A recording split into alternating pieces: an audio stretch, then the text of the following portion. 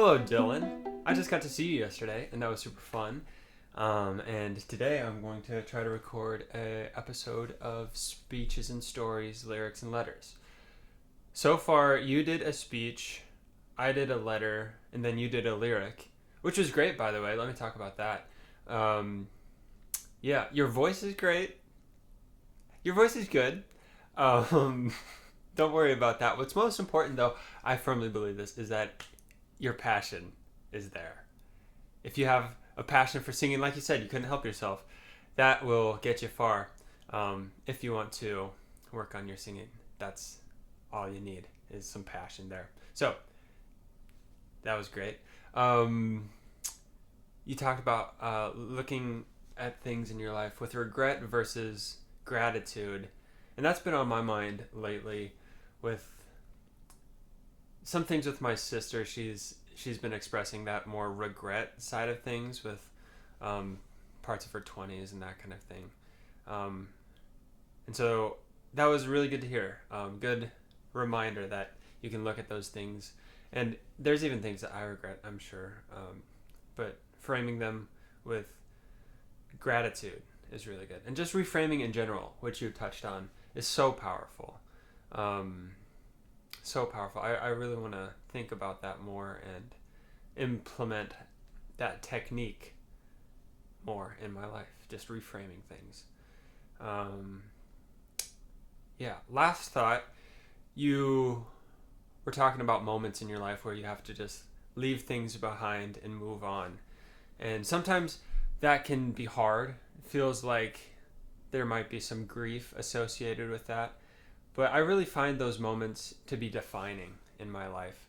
I'm thinking of the times my dad has quoted the verse, like, it's time to leave the childish things behind and do the things. I'm messing up the rephrasing of it. But anyway, leaving childish things behind is like when I was trying to go to college and become an adult. And now, and then there was like the leaving the single life behind and getting married.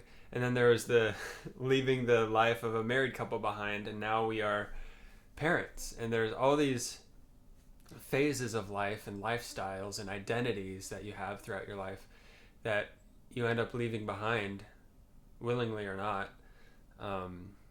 But willingly would be the better way, and facing that change with gratitude and equanimity is great. And I think that's what you were saying, and I really related to that. So good stuff there. I'm going to jump into the story. It's a bit of a long one, so I don't think I'm going to analyze it very much, but I think I will maybe provide some reflection questions in the caption or the notes underneath the video. So we'll see how that goes. But yeah, so this is the Dragon and the Dog by Brandon Sanderson. This comes from one of his really long books, like 1,000+ page books in the Stormlight Archive. And it's very much a part of the context. Like it's meaningful to the characters. Like one character is telling the story to another character, and it's helpful for him on his journey through depression and identity crisis. But even separated from that context, I think it's still really valuable. So I'm going to read it to you, and then that's probably going to be it. Okay, The Dog and the Dragon. There is an inn that you cannot find on your own. You must stumble across it on a misty street, late at night, lost and uncertain in a strange city. The door has a wheel on it, but the sign bears no name. If you find the place and wander inside, you'll meet a young man behind the bar. He has no name. He cannot tell it to you. Should he want to, it's been taken from him. But he'll know you as he knows everyone who enters the inn. He'll listen to everything you want to tell him, and you will want to talk to him. And if you ask him for a story, he'll share one, like he shared with me. I will share it with you now. This story is a meaningless one. You must not search for a moral. That isn't the kind of story you see. It's the other kind of story. We'll talk about that. This story is called The Dog and the Dragon. The dragon was a brilliant pearlescent color with silver running along the contours of its wings. One day the dog saw this dragon flying overhead. The dog marveled, as one might expect. He had never seen anything so majestic or grand. The dragon soared in the sky, shimmering with iridescent colors in the sunlight. When it curved around and passed above the dog, it called out a mighty challenge, demanding in the human tongue that all acknowledge its beauty. The dog watched this from atop a hill. Now, he wasn't a particularly large, even for a dog. He was white with brown spots and blobby ears. Not... I think this was a transcription of somebody else reading it. So blobby ears, I'm not sure if that's right. Anyway, not of any specific breed or lineage, and small enough that the other dogs often mocked him. It was a common variety of a common species of a common animal that most people would rightfully ignore. But when this dog stared at the dragon and heard the mighty boast, he came to a realization. Today he had encountered something he'd always wished for but never known. Today he'd seen perfection, and it had been presented with a goal. From today, nothing else mattered. He was going to become a dragon. The dog sat upon that hilltop throughout the entire night and day, staring, thinking, dreaming. Finally, he returned to the farm where he had lived among others of his kind. These farm dogs all had jobs, chasing livestock or guarding the perimeter, but he, as the smallest, was seldom given any duty. Perhaps to another this would be liberating. To him, it had always been humiliating. As any problem to overcome is merely a set of smaller problems to overcome in a sequence, he divided his goal of becoming a dragon into 3 steps. First, he would find a way to have colorful scales like the dragon. Second, he would learn to speak the language of men like the dragon. Third, he would learn to fly like the dragon. The dog chose the scales first, as it seemed the easiest, and he wanted to begin his transformation with an early victory. He knew the farmer owned many seeds and a variety of colors, and they were the shape of little scales. Because he was not a thief, the dog did not take these, but he asked the other animals where the farmer obtained new ones. Turns out the farmer could make seeds by planting them in the ground, waiting for plants to grow, then taking more seeds from the stalks.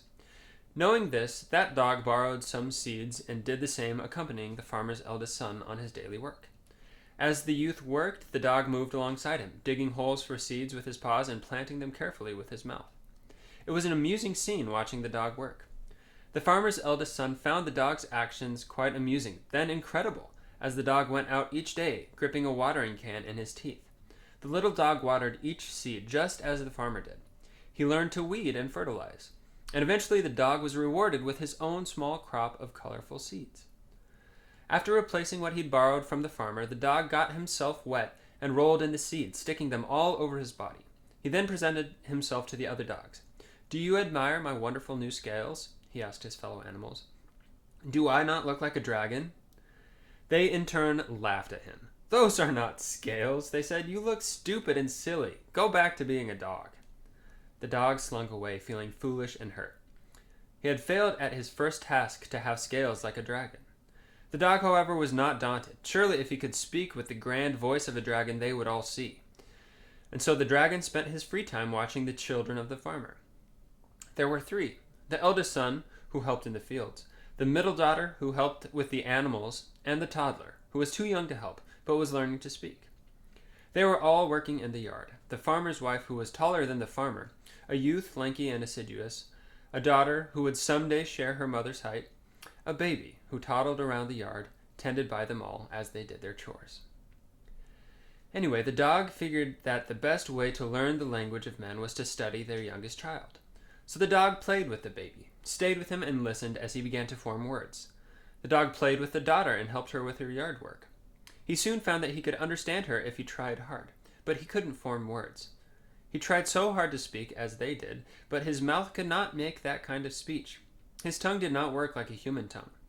Eventually, while watching the tall and serious daughter, he noticed she could make the words of humans. The dog was overjoyed by this. I think what's missing is the daughter was writing. It was a way to speak without having a human tongue. The dog joined her at the table where she studied, inspecting the letters as she made them. He failed many times, but eventually he learned to scratch the letters in the dirt himself. The farmer and his family thought this was an amazing trick. The dog was sure he had found a way to prove he was becoming a dragon. He returned to the other dogs in the field and showed them his writing ability by writing their names in the dirt. They, however, did not read the words. When the dog explained what writing was, they laughed. "This is not the loud, majestic voice of a dragon," the dog said. "This is speaking so quietly no one can hear it. You look silly and stupid. Go back to being a dog." They left the dog to stare at his writing. As rain began to fall, washing the words away, he realized they were correct. He had failed to speak with the proud and powerful voice of the dragon. But there was still hope. If the dog could just fly, if he could just achieve this feat, the dogs would have to acknowledge his transformation. The task seemed even harder than the previous two. However, the dog had seen a curious device in the barn. The farmer would tie bales of hay with the rope, then raise or lower them using a pulley in the rafters. This was essentially flying, was it not? The bales of hay soared in the air, and so the dog practiced pulling on the rope himself, and learned the mechanics of the device. He found that the pulley could be balanced with a weight on the other side, which made the bales of hay lower slowly and safely. The dog took his leash and tied it around him to make a harness, like the ones that wrapped up the hay. Then he tied a sack slightly lighter than he was to the rope, creating a weight to balance him. After using his mouth to tie the rope to his harness, he climbed up to the top of the barn's loft and called for the other dogs to come in. When they arrived, he leaped gracefully off the loft. It worked! The dog lowered down slowly, striking a magnificent pose in the air. He was flying. He soared like the dragon had. He felt the air around him and knew the sensation of being up high with everything below him. When he landed, he felt so proud and so free. The other dogs laughed, the loudest they ever had laughed. "That is not flying like a dragon," they said. "You fell slowly. You look so stupid and silly. Go back to being a dog." This, at long last, crushed the dog's hopes. He realized the truth. A dog like him simply could not become a dragon. He was too small, too quiet, too silly. What was that? The dog looked up, confused. He heard noises, sudden shouting, yells, a panic. The dog raced out of the barn to find the farmer and his family huddled around the small farmyard well, which was barely wide enough for the bucket. The dog put his paws up on the edge of the well and looked down far below and the deep darkness of the hole. He heard crying and splashing. A pitiful, gurgling cry was barely audible over the splashing. The littlest child of the farmer and his wife had fallen into the well and was drowning. The family screamed and wept. There was nothing to be done. Or was there? In a flash, the dog knew what to do. He bit the bucket off the well's rope, then had the eldest son tie the rope to his harness. He wrote, "Lower me," in the dirt, then hopped up onto the rim of the well. Finally, he threw himself into the well as the farmer grabbed the crank. Lowered down on this rope, the dog flew into the darkness.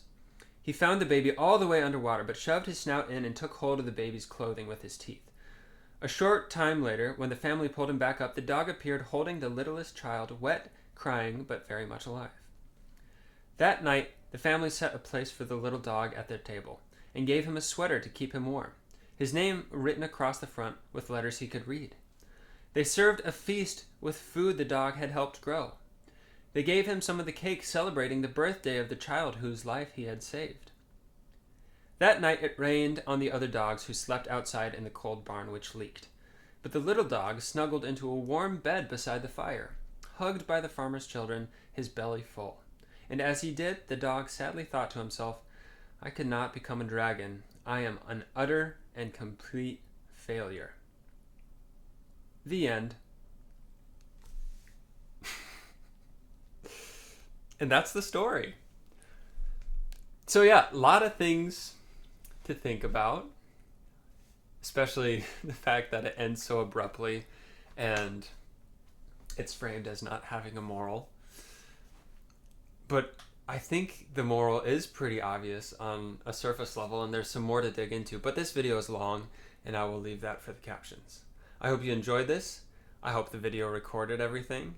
And I hope this mic, that's probably out of frame, sounds good. Okay, I look forward to seeing the next installment. Thanks.